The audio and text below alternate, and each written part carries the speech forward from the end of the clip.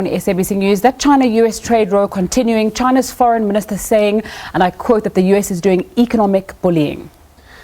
Yeah, well, we also think that Trump is a bit of a bully. He is the largest economy in the world, and he's trying to get his way with most of the trade negotiations that he had so far.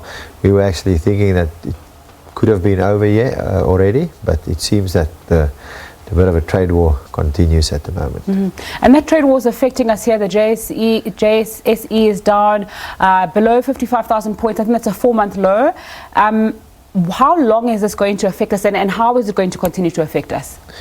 Yeah, look, it all depends on how it plays out. If the tech war goes on, you're going to have the NASDAQ share, which is about 25% of the JSE indice, which is mainly invested into a 31% stake in Tencent in Hong Kong.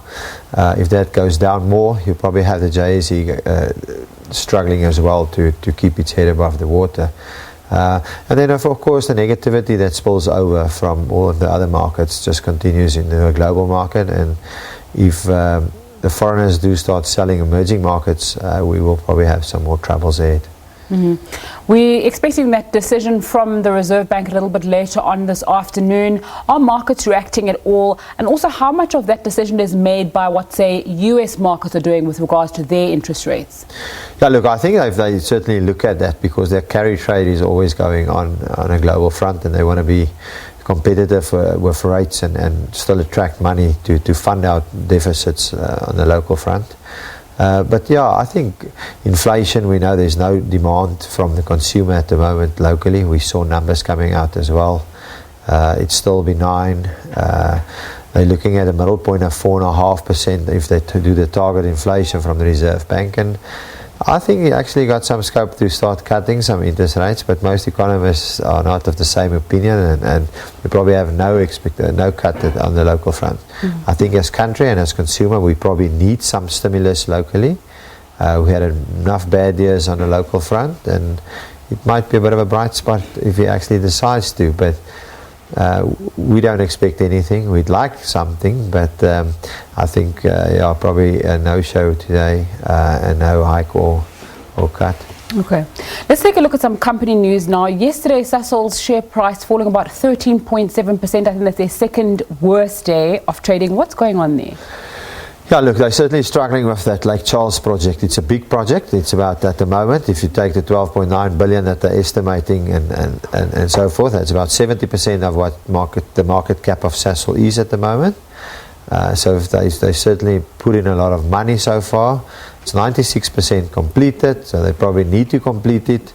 They also, besides the $1 billion extra cost that they're going to incur, they also said yesterday that they're going to get $300 million less a year on EBITDA multiple or profit multiple, which I think is why the market reacted so aggressively on the share price. Long-term wise, it's not a geared balance sheet. It's going to about 50%. It will come down from here onwards. They still do about 30 billion rand of profit, so they can cover those costs in 6 years on their local profits at the moment, but some of that has been paid off. So I think people are looking in the short term at the moment. Certainly investors are scared that management are not having it under control, and we're having different sessions every 6 months to say there's another cost overrun. Hopefully there won't be any more. They did the extra $300 million in these figures. If anything else needs to be done, and hopefully they will be accounted for that as well when we look at what their bonuses and stuff will be in the end of the year. So there's a lot of shareholder activism at the moment going on as well, but I think longer term it's worth much more than where it's trading at the moment, and it might be a nice entry point if it is all the figures that we have at the moment. Okay, let's go to Massmart now. They announced a new CEO, Mitchell Slapp, and their share price was down around 8% this morning. Is that significant? Yeah, look, it is significant, but I don't think it's because of the shareholder of the new CEO that they've appointed. We've known from a long time that they're going to appoint somebody new. But they also brought out their trading numbers this morning, and they're looking at headline earnings per share down by more than 50%, which doesn't bode well for the share price. It just shows you that the consumer on the local front is certainly under pressure. And then very briefly, Tsukusan coming out with their results, their stock price at around 20.42 a share. Yeah, not bad numbers. I think if you take it in context where it's priced, it's not expensive. It's at a P of around 10. The numbers, the second half were down about minus 12 or 14% if you look at the headline earnings per share number.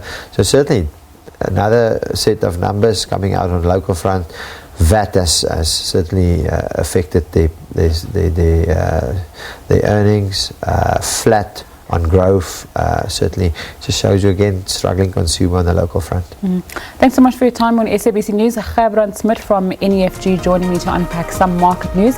It's time for a short break. When we come back, I'll have some more business news.